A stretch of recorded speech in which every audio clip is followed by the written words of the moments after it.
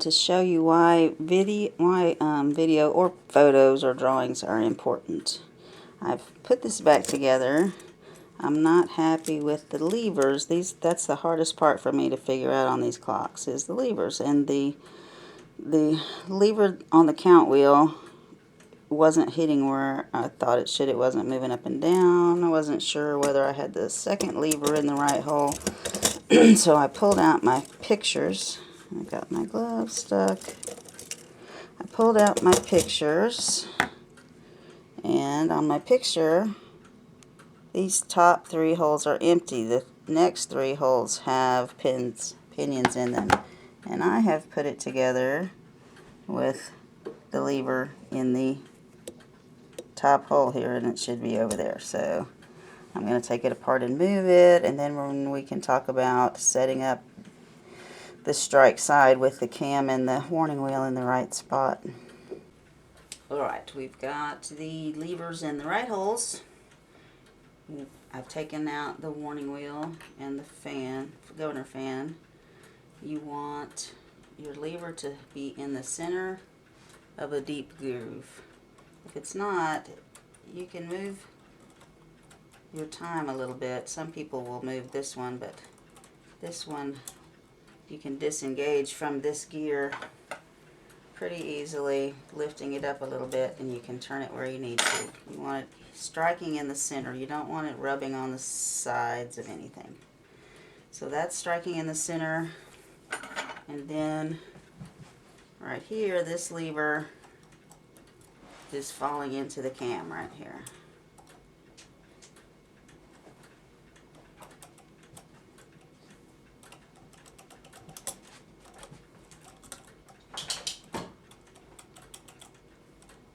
I wanted to test it, but of course it's not going to work for me on camera.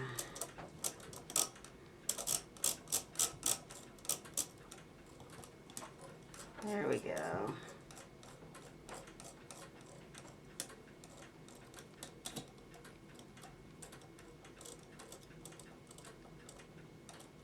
And it's at another slot, and it's hitting in the groove, so this is lined up right.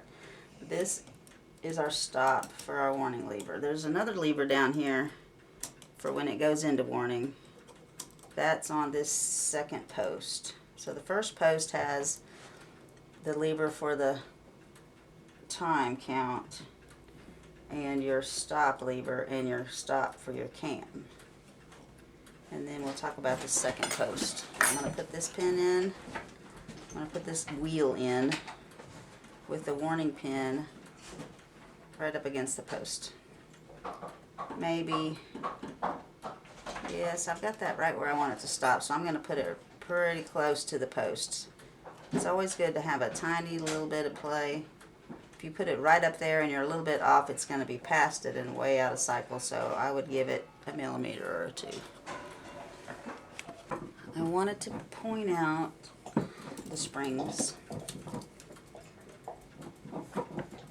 I said note the springs before you took it apart. This post that controls your cam, your time lever, your warning pin stop lever goes on this post. Then the lever behind it, some people put it on that same post. This movement came with it just wrapped around here to give a little counter pressure to this. But your gong lever is important. I've had to take the screws back off, loosen it to get this gong lever wire on, because it goes around the post that your nut is on. And there's no way to get in there at a good angle to get it on there. So when you're putting it together, you might want to put this heavy wire on that right hand side of the post so that you have some pressure on your gong while you're continuing to put everything all together. Otherwise you're going to be taking it back apart again. And then twice now I've had this happen, right, where it didn't want to work. The second lever ends up on top of your arm, your count lever. So I can kind of lift this and get it back under it, and then everything should be set up and working right. I wound my spring to put a little pressure on the strike side to see if everything was lined up right. And it does run. Yay. It gongs. Yay. Everything's working great except it doesn't shut off. If you'll notice, my count lever is not striking in the holes, it's striking on the teeth. So I'm going to take the pressure back off this spring and move this wheel a little bit and make sure that my warning wheel is in the right spot to let this shut off. Alright, I think I have it adjusted right. I let the pressure down. I moved this. I had this warning pin on the wrong side for the way that the gear turns. I was assuming the gear turned that way, and I had it hitting on this side of the lever, and it turns that way, so it hits on the back side of the lever. So the little lever that's elbow like that, your pin should hit behind it. So let's wind it and see. We'll try it together. Doesn't take much winding to put a little pressure on it and get it working.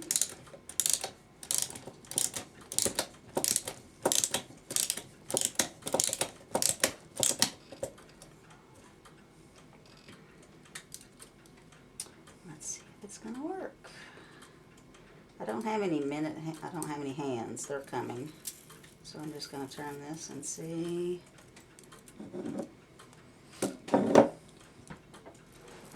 It'll go off. Nope, I hear it trying to click and do it, but it's not doing it.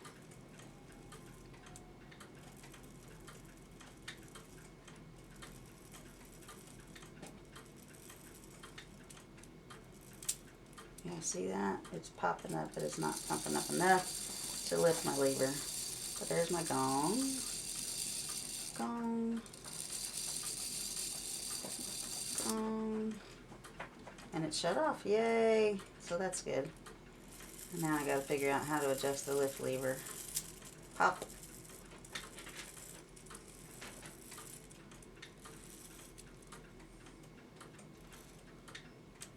Pop. It's not lifting.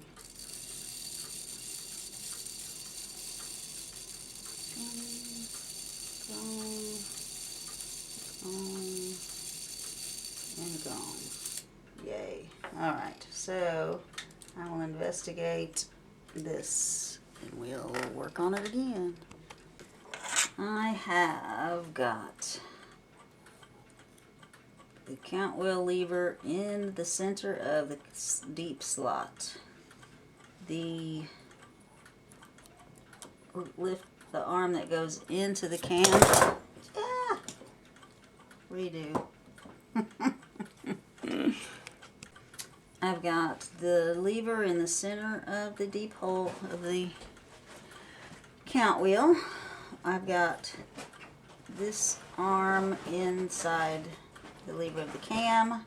I've got the warning wheel, warning pin up against the other arm that's coming down. Everything seems to be lined up good.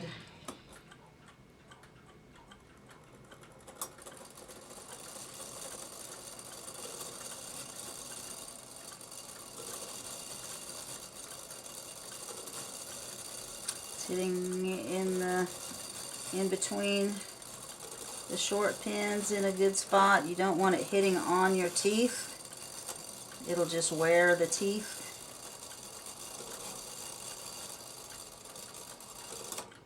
Alright, it shut off nicely.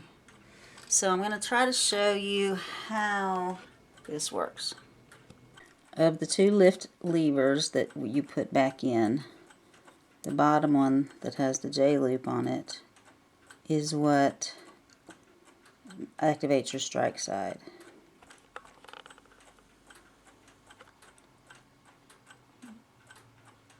There's a little black arm coming out right there, and you're going to see a pin come around from your minute arbor.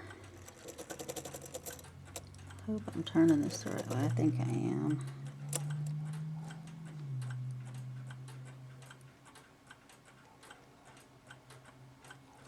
There it went into warning, and it started activating. I turned it a little bit too fast, so you didn't have much of a pause between the two.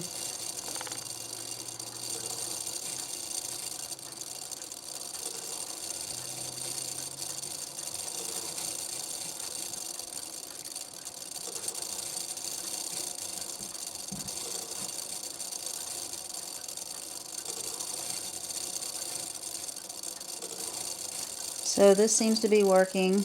I'm going to go work on the case, and when my parts come in, my suspension spring in my hands, I will put it in the case probably to test it because I don't have a test stand built, and we'll finish the video. I'm working on the case while I'm waiting for my parts to come in for the movement. I've taken all the hardware off the case. You can kind of see right here the finish that used to be under this years ago. It was pretty shiny. I have taken my feed and wax, it's great stuff, with a brush and gone over half of it. So can you tell the difference in the two sides? It's really soaking in. It was very thirsty wood.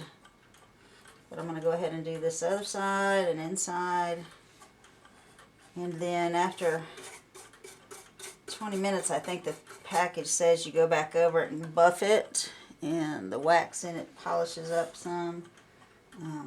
If it keeps soaking in the way it is, there's not going to be much to buff. I put it on the sides and the back and the bottom. My label here was really coming off. When I went to carry it to the car, I knocked a chunk of it off. It was really dry and peeling. So I went ahead and affixed my label. I had been told by Mike Munnerlin about this Aleene's tacky glue to put on labels to make them stop peeling off. They're still legible, but they are stuck back down. I didn't have any at the time, and so I compared it and Elmer's glue. Elmer's glue is a little bit thinner, but basically made of the same stuff. So since this was so dry and the Aleene's was thicker, I was worried about when I painted it on, like right here, it was sticking to my brush as I painted it on because it was that dry and trying to flake off.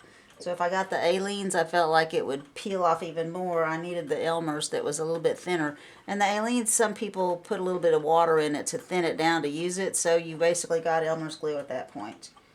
But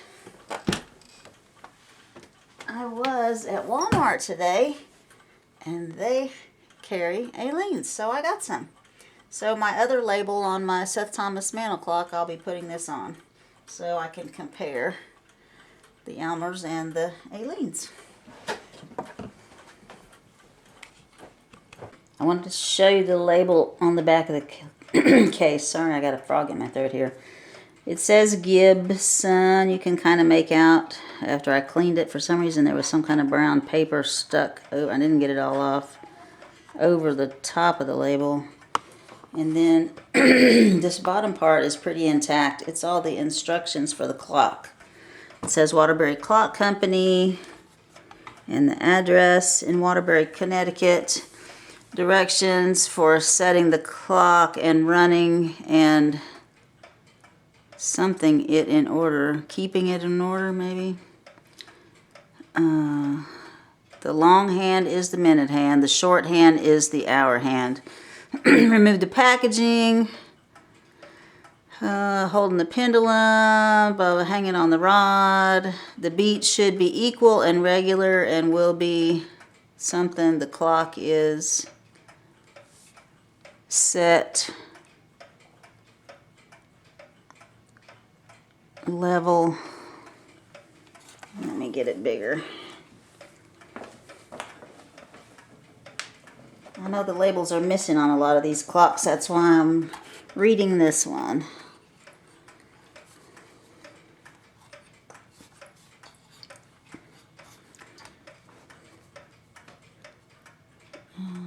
In a level position. To set the clock, always use the minute hand. which can be turned in either direction without injury. Never turn the hour hand. The clock is regulated by at the bottom of the pendulum. If the clock should lower the ball. If it is slow, raise it. And then directions for setting the alarms on alarm clocks. Turn the alarm dial over to the right till the desired hour, something indicated on the dial, lies directly beneath the hour hand. Then wind the alarm. So, we're going to do that. Directions for a striking clock. The clock can be made to strike to correspond with the position of the hands by carrying the minute hand forward to the figure 2 and then backward to the figure 8 and back and forth between these figures until the right hour is struck. So, not only do I have that one that I've been working on, I got this one today.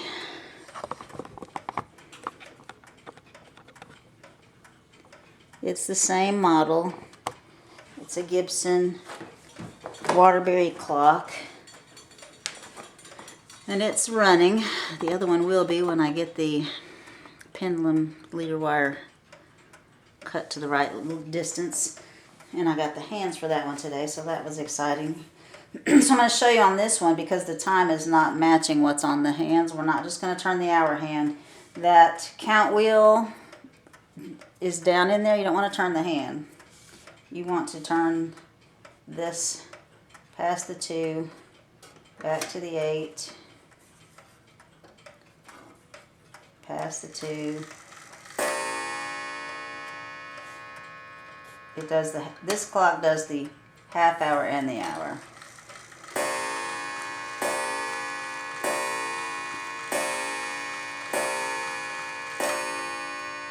So you're going to keep doing that until you get it up to 10 o'clock on your beats.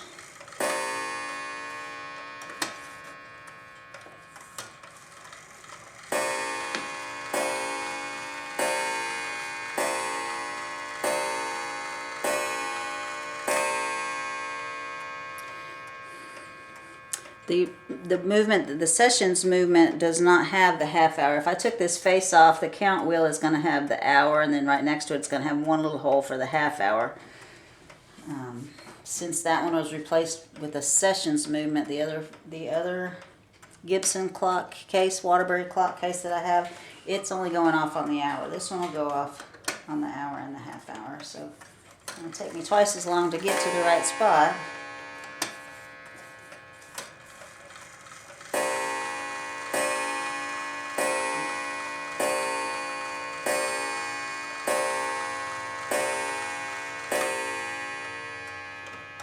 And we're going to keep doing the same.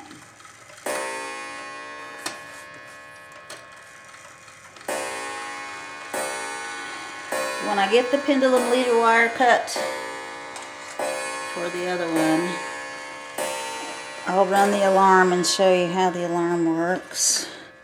Or I could do it on this one too.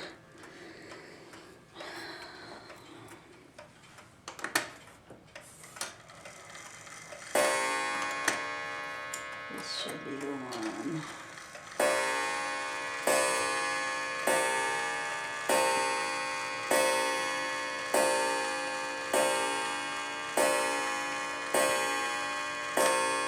Alright, so now it's caught up to the right time. On this one, I've got my new suspension and I'm anxious to get it cut. At least I'm going to take the face off the other one. I'll know how long to make it. And then I'll let you know that. The only thing missing off the new one is this. I don't have the wire that goes to the alarm. So I can make one of those easily enough. Took the face off of the Waterbury movement that I've got, and I thought I could use it to estimate my pendulum leader length, but the suspension spring on this one is up here. So if I use it to estimate to there, when I come over here, sessions 1 starts down here. So it would be way long. So what I'm going to do is slip this on here.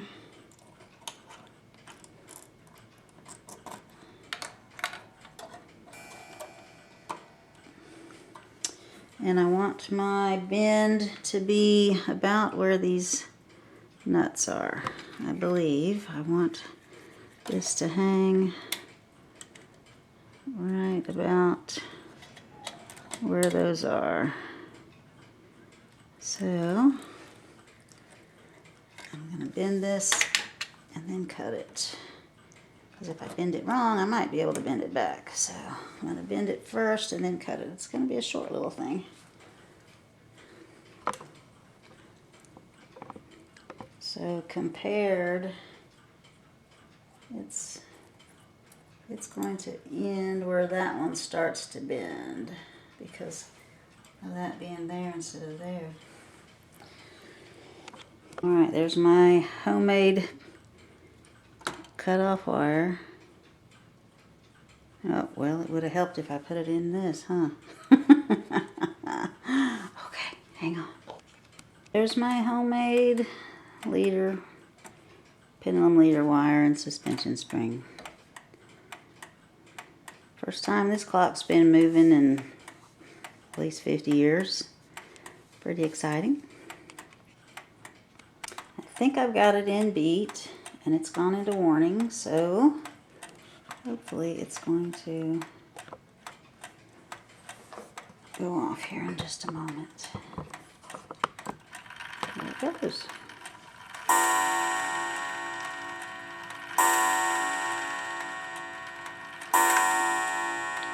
Alright, all is working well. I'm going to show you how the alarm works. This lever controls your alarm, on or off, off, on. There's a notch in the back of your dial. When this falls into that cam, your alarm signals. So, if you have your hands on, I don't know what it just chimed, 3 o'clock, 4 o'clock, I wasn't paying attention. So say it's 3 o'clock. And you want your alarm to go off at 5 o'clock. You're going to go take a nap, come back, start dinner. You turn this dial to the right until the 5 is under your hour hand.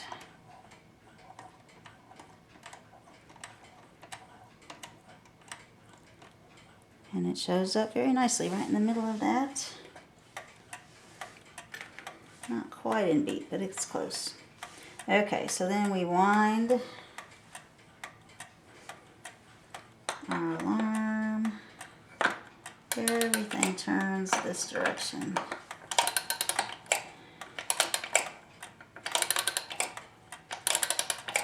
You can wind it all the way up. It's not going to stop. There's no shut off. It just alarms until it is wound down. So your time goes long. We can't do the hour hand. Let's do the minute hand.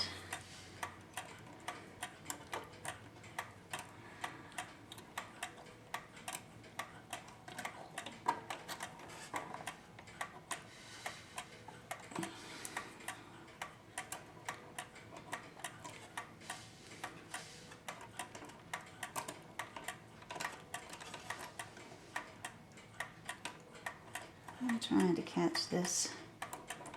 Hang on, I'll get the hands on. So, you go take care of whatever you got to take care of. Time passes. Should be gonging there, but it's not.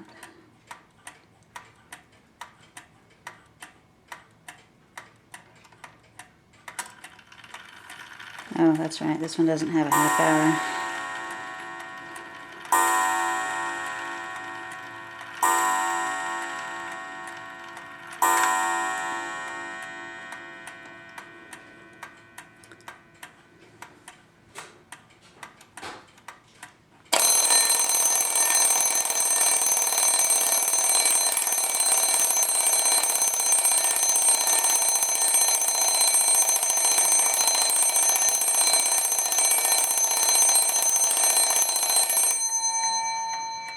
So this one is repaired and ready to go to my friend. I'm giving it to my friend and my dog training mentor, Tracy Hayes of Quail Hill Farm Kennels. He has worked with me for the last almost 8 years, teaching me how to train and handle dogs, hunting retrievers, and he's given me lots of breaks and lots of advice and lots of everything over the years. And so he has a sessions clock. When I mentioned that I had found this one for a really good price, he said keep my eye out. He'd really like to have a second one. So I'm going to give him this one that I've cleaned and repaired and that's ready to go. And then I'll start working on this one. Never ends, does it, when you're a clock addict? Apparently I am. I just didn't know it until the last year. End of the last video, I showed you the sessions movement working. And it went off about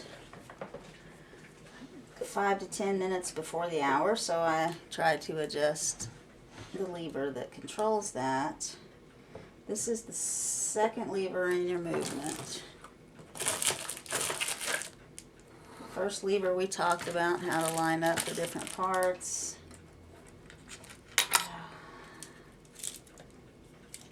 And what the 3 parts of that lever control. So we're going to talk about the second part now. But this is what I discovered, this cool hole right here. Let me see if I can get it to show up. There's actually a hole through the front and the back plate so that when you get all of these lined up right, if you have to open this and work on it, you can put a wire through there and hold all your gears in place so you don't have to set it all up over again. So I thought that was pretty nice.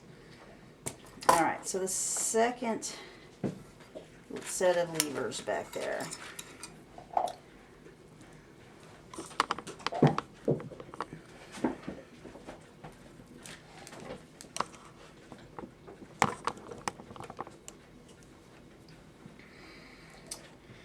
This is the lever that it hits when it goes into warning. The pin comes around and hits this lever when it goes into warning. This is the lift lever for your count lever right here. So this secondary lever, when this piece that broke off hits the pin on the post, the cam on the post of your minute arbor, the cam comes around, lifts this whole thing. So this is going to hit your warning pin and hold it into warning. This is going to lift enough to pull your counting lever out of the count wheel. And then when the cam passes by, the whole thing drops down, and that's what actuates your strike sequence. Well, so I've tried to adjust this piece forward, backward, up, down, the tip, every which way I could move it. I can tell you that you get about 2 movements on this before it breaks off. It's a blued piece of metal, a metal piece with bluing on it, that's tapered, cut smaller at the tip, and goes through a small hole, and they just put it through that hole and bent it over. So if you move it slightly closer to the cam to make it go off later, closer to the hour, and then you don't get it right. If you move it back a little bit, it's pretty much loose and gonna fall off. You don't get much movement with this. But the good part is that is a hole drilled in there right here. I don't have to drill a hole. The hole's already drilled. And so I've got this nifty little pack of stainless steel rods that I got from Time Savers, I believe. And found one that fits in the hole. So I'm going to not even worry about this piece, soldering it back on or anything. I'm going to take the other end of it out of the hole. I'm going to put this in there and bend it and make a J loop, kind of like that one. That'll be more adjustable for my minute hand to go off at the hour. Almost got it out of there. I'm using the the wire itself has a little punch. I think it just went through. Yeah, it's gone. Alright, let's check it out. Alright, my wire is through. I can ping the end of it, or I can put a little drop of solder on it. And then it's ready to make my day loop. And I've got the piece that broke off to help me estimate the length. And then I'll just put a tip on it. Here's my repair so far. I put the wire in. I tried pinching the end. Sometimes when you nip the wire off, it makes it wide enough it'll hang up inside of a hole in a post, but it would not. So I put some solder on there and had it looking really pretty, and then it would still just spin around. So I had to put a bunch of solder on there. So it's not as pretty, but at least it's solid now. I put some permanent marker on here to bend this. So here's the piece that was there that broke off. So it is down to my first black mark. And then if you turn it sideways, it needs to end between this green mark and this black mark that I put on there. So I'm going to nip it off probably just this side of the black mark and bend it up a little bit more, and then I'll adjust it to where my minute hand is falling right. Alright, this is with my homemade piece in there, the wire instead of the metal. I'm going to look right here. That's the cam. And then the wire you're going to see lift right in here. So I'm going to turn the minute hand. Oh, I don't think the lighting is good. I hope you can see.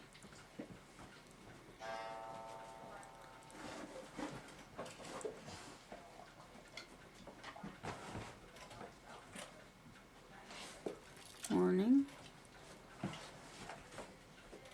And then it falls off the cam. So I'm a few minutes after the hour. I will adjust my J-hook and get my clock put back together. This is the final test.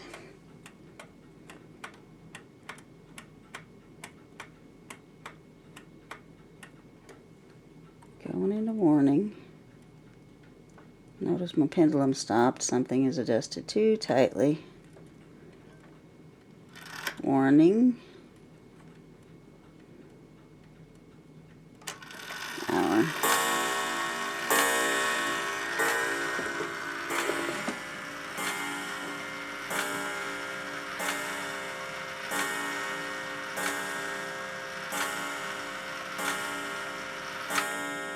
Thank y'all for watching. Leave me a comment.